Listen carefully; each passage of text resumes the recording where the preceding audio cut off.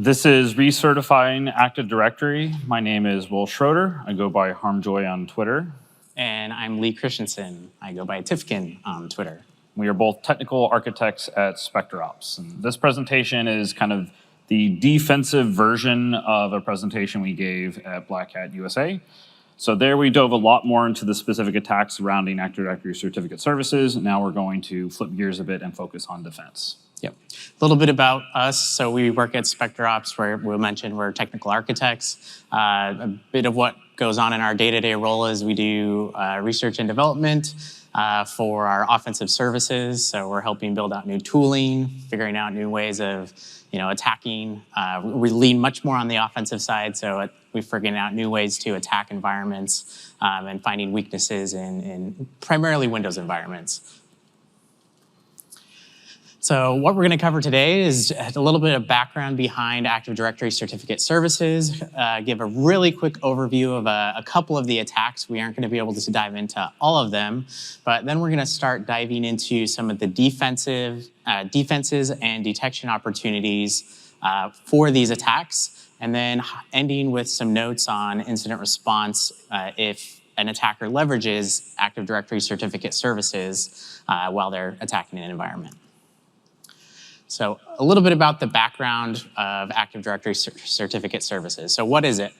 First of all, it's a server role that comes on a Windows server. And so what it does is once you enable it, it is basically Microsoft's public key infrastructure implementation. So PKI, basically it acts as a CA, and PKI is used for a lot of different purposes. You've heard about it being used for smart cards, SSL. It's used for encryption, used inside of email, VPNs, SAML all has to do with certs. So PKI can be used in a bunch of different scenarios. ADCS is Microsoft's implementation of that, and it can be applied to all of those same uses. So basically, in our case, though, we specifically are focusing on the authentication portion of ADCS. So when we're trying to authenticate to Active Directory as a user with a certificate. So how does this actually work? With ADCS, the first thing a client does is they send a message to a ADCS server saying, hey, I would like a certificate. This is called a CSR, or a certificate signing request. And then assuming everything is okay, the CA is going to sign a certificate and send it back to the client. And then the client can then use that certificate to do things, so like authenticate to AD. A little more into this process. If I'm a client and I want to request a certificate, first I generate my own public-private key pair, and then I send this certificate request message to an ADCS server stating I would like to request a certificate. And I sign that message using that key pair that I just generated. In that request, I'm stating what kind of certificate I would like to request. And I deliver that to the CA server, and the CA server then validates that I have permissions to actually request this certificate. And assuming everything goes okay, it's going to do some validation, like, is what you're requesting actually exist? Is it something I can actually deliver? Are you authorized to do so? Assuming all of these checks pass, the CA server, is then going to sign a certificate and then send it back to the user. So inside of this certificate, it's going to state, it's going to be signed by the CA and state, who is it for and for what purpose. So is it for authentication? Is it for an SSL certificate, et cetera? And then the client will take that signed certificate from the CA, and then normally on Windows, that's going to be stored in the Windows certificate store, and then applications can use that certificate for different purposes. So as part of this, in step 2 and 3 here, when I'm requesting a certificate, as part of the request, I need to state what kind of certificate I want. And this is defined by what's called a certificate template. A certificate template is an AD object, and it's basically a blueprint of certificate settings. And so it contains things like How long is the certificate valid for? For what purpose is this? Is it for authentication? Is it for SSL encryption? Is it a VPN cert, et cetera? The big thing we want to point out here, there's a lot of settings that can go into a template, but I'd say some of the biggest things to be aware of are what's, in this screenshot, it's called an application policy. That is, in Microsoft parlance, kind of the equivalent of extended key usages, EKU. And this is stating what the certificate is used for. So in this screenshot, you can see it's used for client authentication. So that means I can authenticate to Active Directory. But there's other EKUs that you're probably aware of, like code signing or smart card logons or server authentication or email encryption. Those are all different kinds of EKUs. But again, for our research, we only are focusing on EKUs that allow us to authenticate. So client authentication being one of those. In order to authenticate to Active Directory, Active Directory needs to trust the CA that signed that certificate. And how it defines that trust is this object in Active Directory called NT auth certificates. So when you install ADCS, it creates this object inside of Active Directory schema. And basically, it contains this field called CA certificates, and it's a list of the CAs that are trusted for authentication. So if any one of those CAs signs a certificate that allows for authentication, then when a client uses that certificate, they will be trusted. Basically, when you auth to AD, it's going to look at the certificate that's presented by the client, check and see if it's an NT auth certificates, and if it is, then it's going to grant authentication. Kind of the second part of this is in the certificate, there's a field called the subject alternative name. And normally this is used in certificates to bind an additional identity to that certificate. So a good example of this is with SSL certificates. You may have several websites hosted on a single server. And rather than having a single certificate for every single one of those websites, a web server can just have a single certificate, and in the subject alternative name field, it could have, specified several different fields for each domain that's being served by that web server. So one certificate and several different domains. The same kind of thing applies in Active Directory. There's this subject alternative name field, and that actually identifies who you are authenticating as to Active Directory. So in this case, you can see the subject alternative name is for the user, well, it says administrator. So even though the subject states it's for Harmjoy, since the SAN, the subject alternative name, is for administrator, when I log on using this certificate, I'm actually going to log on as the administrator user, not as Harmjoy. And we'll get into why this matters in the attack section coming up in a few slides.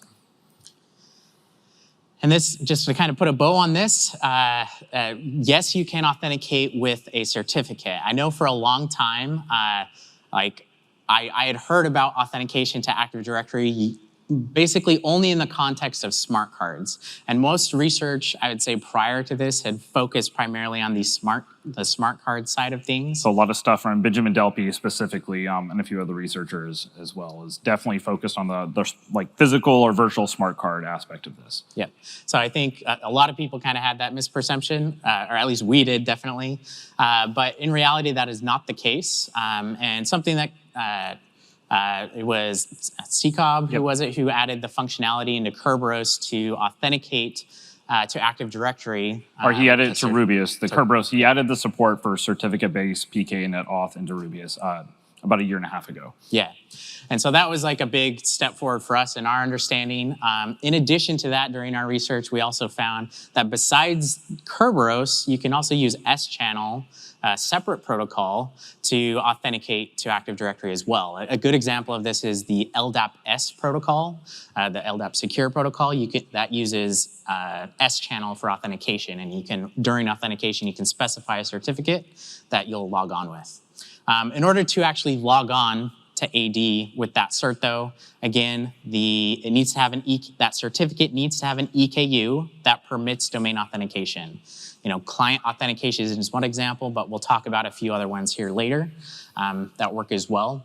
And that certificate needs to be signed by a CA that's in the NT auth certificates object. So this is an example of actually logging on using Rubius. So you're specifying, I want to log on as this user. That's going to be the user in the SAN field. And then you're specifying the certificate file. On Windows, that's a .pfx file usually. And then it's password encrypted, that PFX file is, so that's just providing the password. And Rubius is logging on using Kerberos here. And in the result, you're getting the base64 encoded TGT as a response. But we didn't provide a password here. Certificate auth is completely separate from password authentication. And so this is just using that certificate file. All right, some of the attacks. We're going to cover at a high level a few of these. We're going to dive into specifics on 2 or 3 of them, and then we're going to start talking about defenses, like active preventative measures that you can use to protect against some of these things. So around Black Hat USA, Lee and I released a certified pre-owned white paper. It was a 140-page white paper that covered a large number of attacks against Active Directory certificate services, as well as a lot of background and very intense defensive deep dives into stuff. So if you are interested in these things, we have a bit.ly link to the white paper at the end of this presentation. But in the white paper, we detailed a number of different attacks. 5 different attacks dealing with certificate theft, 3 with persistence, like account persistence or machine persistence, 8 different domain escalation scenarios, and 3 different domain persistence scenarios. We did not invent all of these. Many of these, or most of these, existed to some degree in some place kind of on the internet with some information, but no one had really codified everything together and looked at ADCS as a whole. So we did have some novel research as far as the domain escalation scenarios that we're going to talk about, but we are not in any way claiming that we just invented all of this tradecraft. We just wanted to actually document and weaponize most of it. So we're going to talk about a few of these, like I mentioned. The first one is going to be malicious certificate enrollments. So these are the persist series of attacks. So users and machines can enroll in any certificate template that they have enroll permissions for. So these templates are just Active Directory objects, like Lee mentioned. And it has a discretionary access control list, a DACL, that can define who's allowed to enroll in the template. There are a number of different default templates, like the user and computer templates, that allow users and computers respectively to enroll.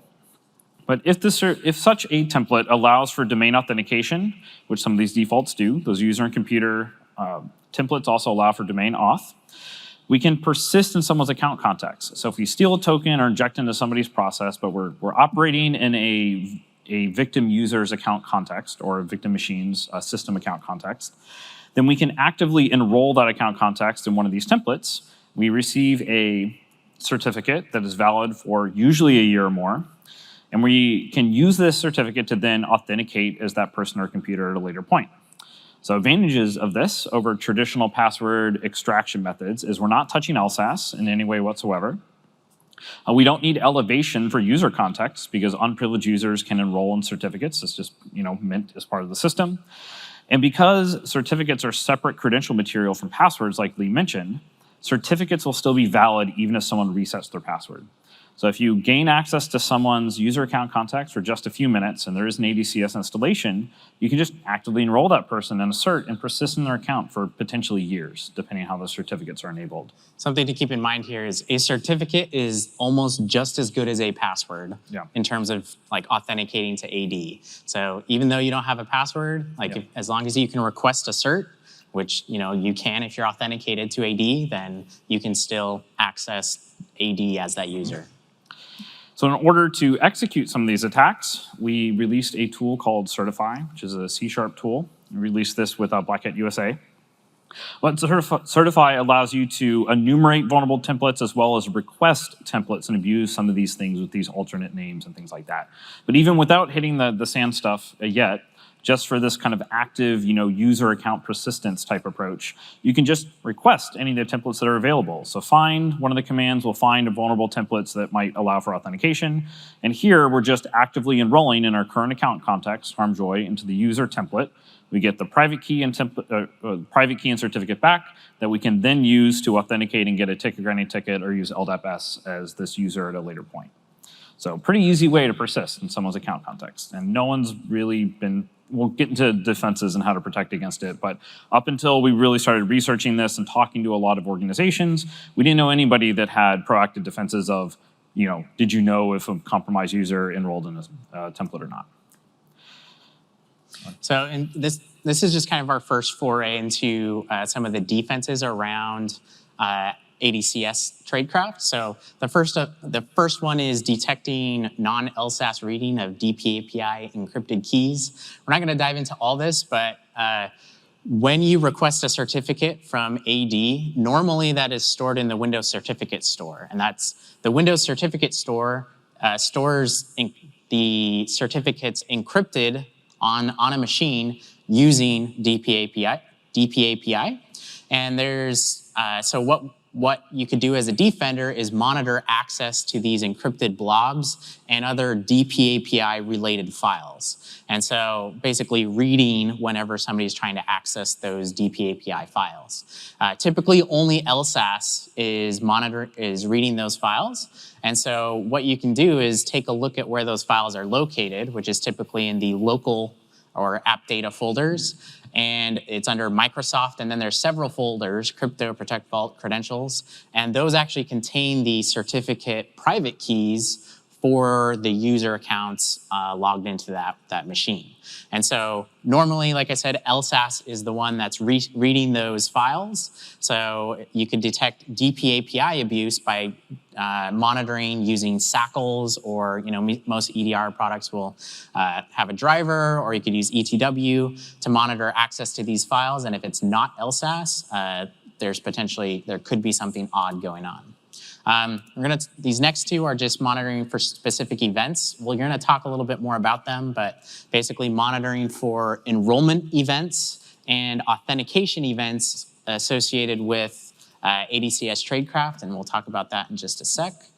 Another form of detection that you could use is honey credentials. So the idea around honey credentials is just placing certificate files on a file share or somewhere on the file system, and then monitoring for when somebody reads that file, or monitoring for when somebody attempts to authenticate using that certificate. So it's like a dummy credential that's not actually valid, or it even could be valid, but it's used solely for detection purposes and nothing else. All right. Two more of the attacks we're going to talk about. One is a few of the escalation scenarios, and then we'll talk about the golden domain certificate stuff. This is one of the more common domain escalation scenarios we've seen. So Lee had mentioned those subject alternative names, but this kind of plays into these templates, because if we have a template that, one, allows low privilege users to enroll in the template, so like the domain users group, it doesn't have any issuance restrictions. So issuance restrictions or requirements, I won't dive into these, but it's things like manager approval or something called authorized signatures, which requires the request to be pre-signed by another existing cert.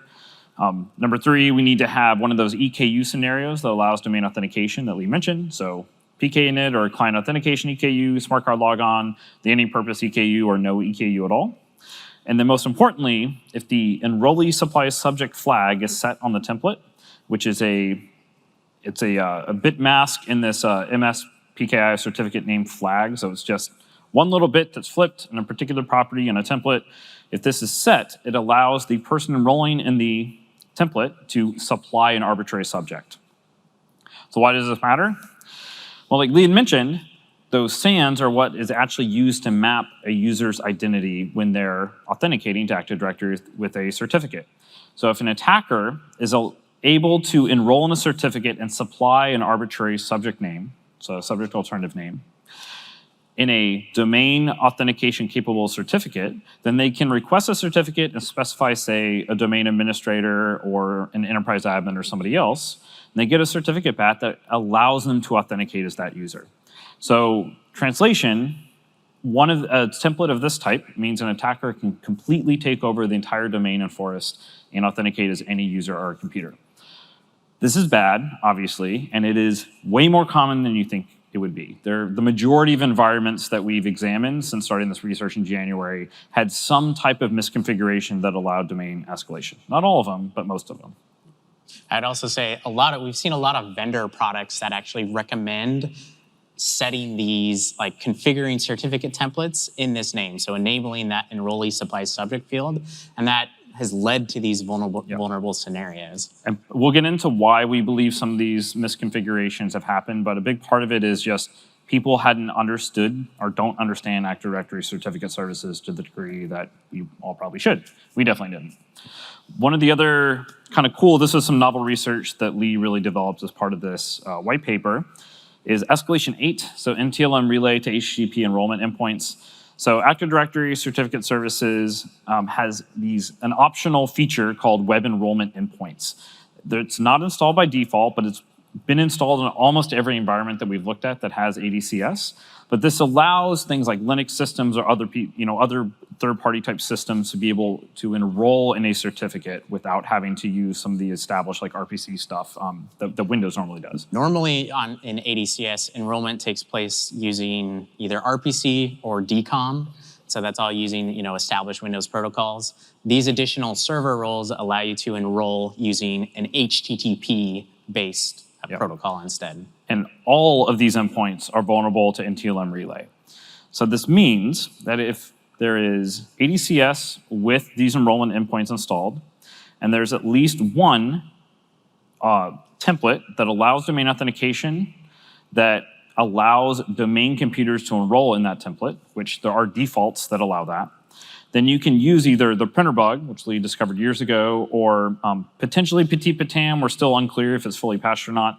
But one of these primitives, RPC primitives, that allows for coerced authentication from an arbitrary system, then you can say, hey, domain controller, connect to me, and then you can relay that that inbound communication or authentication event to the web enrollment endpoint and enroll as that computer in ADCS.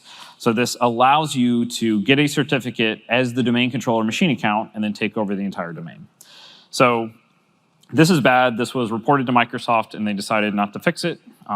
We detailed this in the white paper and the associated blog post about our kind of response to that or belief about that. But these things aren't fixed, and if for anyone that has any of these endpoints in their environment, you are vulnerable. Yeah, and we heavily disagree with Microsoft's assessment on this. They acknowledge it's a vulnerability, but they say it's up to the customer to basically configure it so it's not vulnerable, even though out of the box it comes vulnerable. Yep. All right, so how do we protect against some of these escalation scenarios that we've described and that are presented in the white paper, and how can we help with detection? Well, first of all, auditing the CA and the template rights is very important. So enrollment rights can be specified, like Will said, at the template level. So each certificate template AD object has a security descriptor. And so we need to audit those permissions and make sure that they're not overly permissive, that not just anybody can request a certificate that has the enrollee supplies subject field enabled. Similarly, looking at the CA level, so rather than on an individual template level, enrollment rights can be defined at the CA, along with other rights, so manager approval rights or being able to export private keys and things like that. That's identified at the CA level, so we need to audit those, the security descriptor there, to make sure that there's not too many people with those rights. In addition to monitoring the security descriptors, in regards to the HTTP endpoint, our recommendation is if you're not using it, just remove it. There's no reason to have additional attack surface if you don't need that feature. Otherwise, you need to make sure that all of the HTTP endpoints have HTTPS enabled and that they either remove NTLM authentication, either from IIS or at the OS layer by blocking NTLM authentication, or hardening NTLM by enabling extended protection for authentication so that you can't actually relay the NTLM auth. But again, this is not on by default. And so you need to make sure that if you are using ADCS, which most large organizations are, and in our experience, most do have the HTTP enrollment endpoint, So you need to make sure that HTTPS is enabled and those NTLM protections are in place. So how can you actually do that? We wrote a tool called PSPKI Audit. It's based on PSPKI from PKI Solutions. Yeah. And it's a PowerShell script that you can run, and it'll analyze and try and discover all of the escalation scenarios that we describe in our paper, including the ones that we just described here, and a lot more. So here we're running it against a CA, and here you can see that we found a certificate with that enrollee supply subject field specified, and it tells you the exact misconfiguration. So in our paper, we identified each escalation primitive with a number. So ESC1 is what we just talked about. ESC8 or escalation 8 is the HTTP-based one. So it makes it really easy to identify these misconfigurations in your environment. In addition to that, so that's in terms of auditing your current infrastructure. If you want to actually try and monitor for malicious enrollment or certificate use, there are some events. I kind of alluded to these previously, but there's a 4886 event and 4887. When a user requests a certificate, basically stating, hey, ADCS, I would like a certificate for domain authentication, this event gets generated, the 4886. And then when you actually use that certificate for authentication, there's a Kerberos event. So when you log on using Kerberos, there's the 4768, which is requesting a TGT. When you request a TGT with a certificate, it uses a process called pkinit, and there's some fields related to that, and that's what you're seeing on the right there. And it's stating basically some information about the certificate that you're using during authentication. So it has like the thumbprint and the serial number there. So you can use that to identify who's authenticating with certificates. You can also, another thing to keep in mind is to audit the NT auth certificates object, because remember, any CA that's in the NT auth certificates object is trusted for authentication. So in theory, an attacker could add a CA to this object and a malicious CA to this object, and then forge or add or create new certificates that are used for, that can be used for authentication. You could also maybe have a Linux CA that's separate from your ADCS infrastructure that's been added in here, or third-party CAs, managed by a different company. So you can do that using, our tool Certify, or you can just, inside of ADCS, there's a tool called PKI View, which you can use certutil.exe as a function to list this as well. And then you can use SACLs and event ID 4662 to modify anytime that object changes. Because that is an AD object and certificate templates are AD objects, another thing to be aware of is anytime these AD objects are being modified. And you can do that, like I said, using those SACL events. In the case of certificate templates, when those are modified, the next time that template is used, ADCS will check and see if it's been updated. And if it's been updated, so let's say I, an attacker, update it so that enrollee supply subject is enabled. So maybe I have edit rights over that template object, I enable that field. The next time that certificate template is used, ADCS will issue a 4899 event. So that's basically the template has changed and ADCS is updating its current state associated with that. Similarly, you can use SACLs to modify or monitor those AD objects.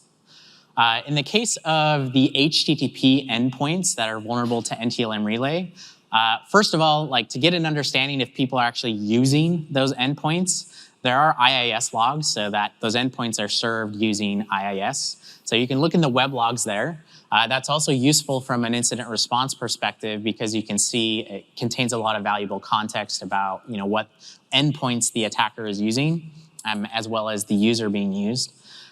In addition to the IIS logs, there's also the ADCS server has a database associated with all of the certificates that have been issued or even requested. And inside of that database, there's a table that contains all of the info and a lot of additional context about certificate requests. And some of that context includes things like the process on the endpoint that was used to request a certificate. Or in the case of the HTTP endpoints, the user agent that was specified during authentication.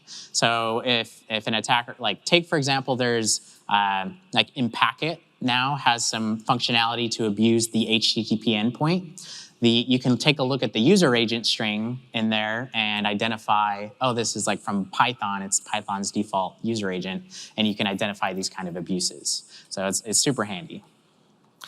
All right. So the last attack is golden certificates.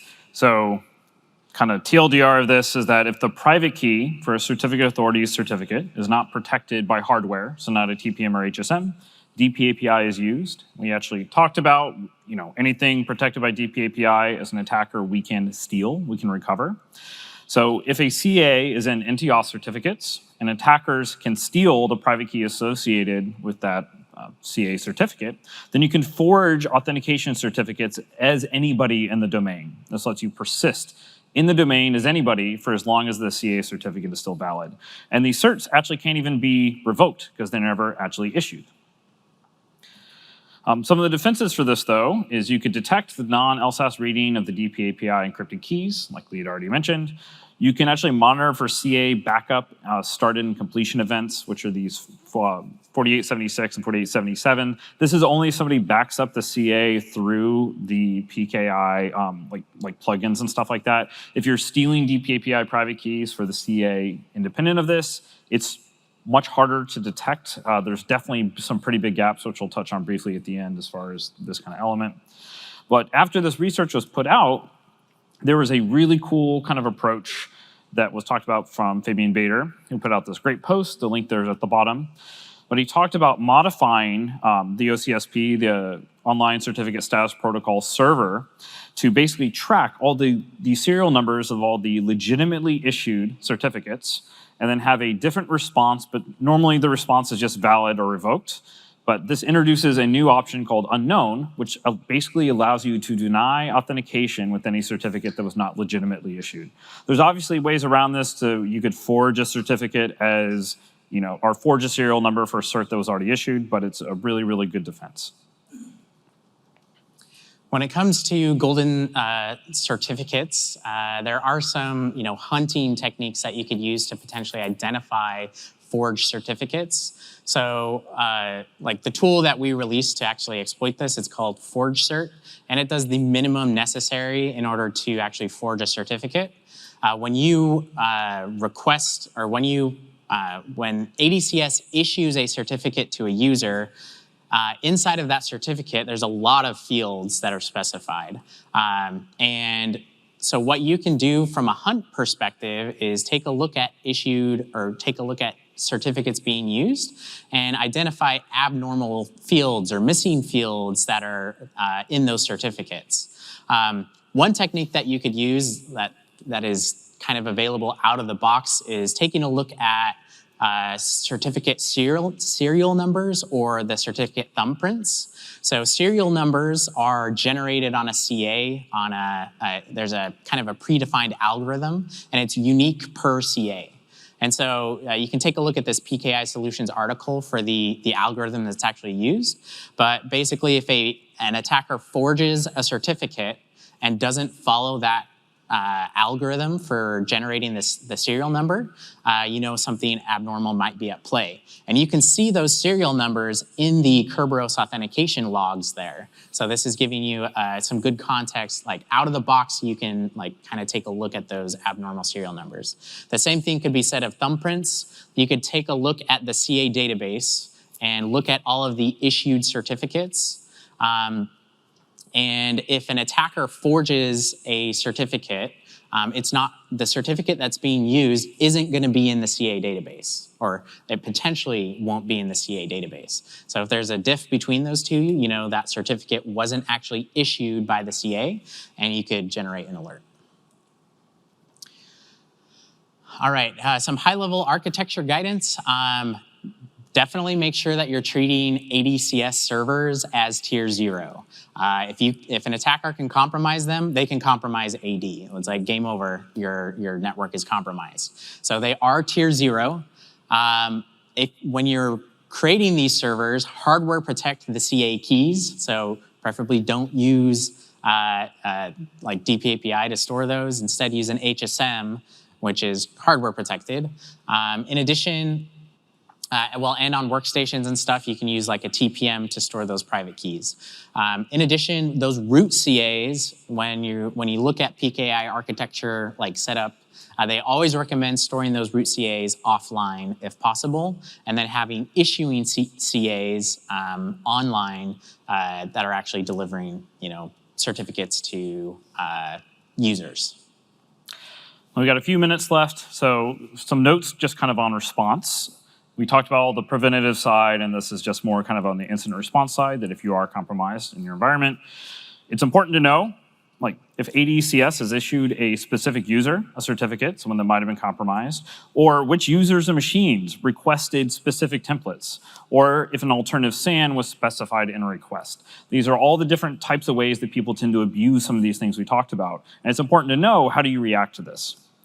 Is if you have ADCS, you need to be able to answer these questions. Unfortunately, up until this point, it's been pretty difficult to do that.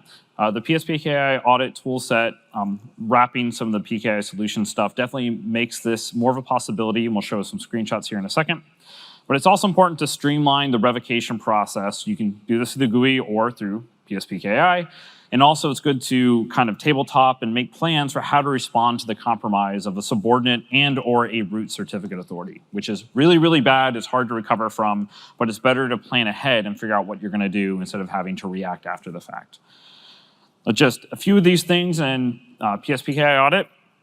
This is the get cert request function. It has a flag that says has SAN. So this is if a request actually specified a subject alternative name. This is actually parsing everything out of that ADCS database. And you see it says request name Harmjoy, subject alternative name was administrator. So this is potentially an abuse.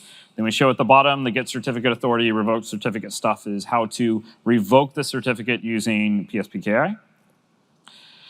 Similarly, if a user was compromised, we can specify, if a template was vulnerable, we can enumerate all the requests for a particular template and revoke things as appropriate as well. And finally, we can also say if a user or computer was compromised, we can check all the requests that were made from that particular person. So we see, requester name being Harmjoy in this case. This is a big gap I feel like a lot of people don't pay attention to is if a workstation gets compromised, do you know if they've actually used ADCS? So add that into your incident response process, like making sure that an attacker has not requested a certificate for that user. 2 minutes. Yeah. All right, so defensive gaps. I think just a lot of the reason why people don't have misconfigurations in their environment is they just don't have a deep knowledge of ADCS. It's a big, complicated thing. PKI is a complicated topic.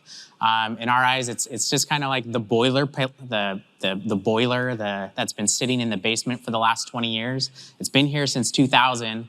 And just over time, it's been misconfigured.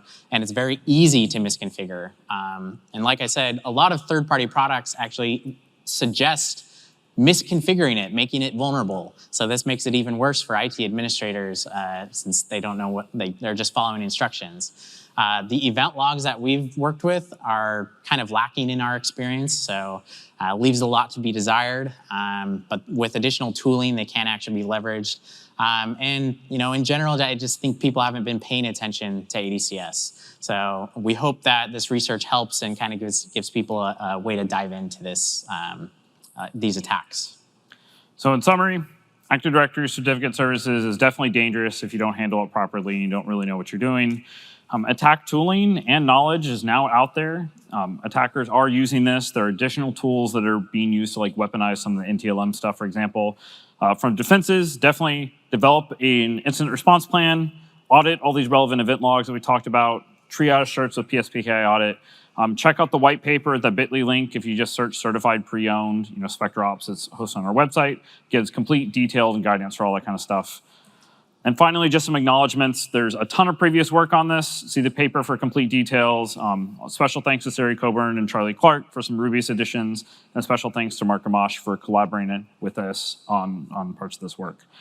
So that's it. Thank you for coming out. I think we're just about out of time. So if you do have any questions, please just grab us in the hallway. We're happy to chat about any of this stuff. But thank you very much. Thanks, everyone.